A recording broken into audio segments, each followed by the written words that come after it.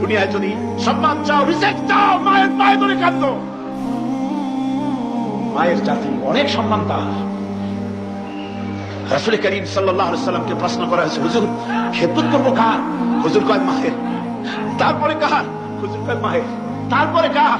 হুজুর বলেন মায়ের। তারপরে কার? তোমার পিতা। 3 গুণ। তোর মায়ের মর্যাদা 3 গুণ বেশি, তোর বাপের চাইতে মর্যাদা বেশি। সুবহানাল্লাহ বলেন।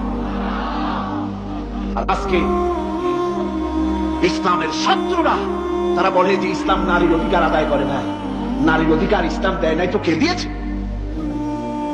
আমার বন্ধুগণ, বিশ্বনবী জনাব মুহাম্মদ রাসূলুল্লাহ সাল্লাল্লাহু আলাইহি ওয়াসাল্লাম মসজিদে নববীর ভিতরে বসে আছেন। এক বৃদ্ধা মহিলা মসজিদের মধ্যে প্রবেশ করলেন। হুজুর বৃদ্ধাকে দেখে দাঁড়ায় গেলেন। বিশ্বনবী বুড়ি মেয়ে লোককে দেখে দাঁড়ায় গেলেন। আল্লাহর নবী বুড়িকে দেখে দাঁড়ালেন। বুড়ি যখন কাছে এলেন, আল্লাহর নবী নিজের গায়ের চাদর বুড়ির জন্য বিছায়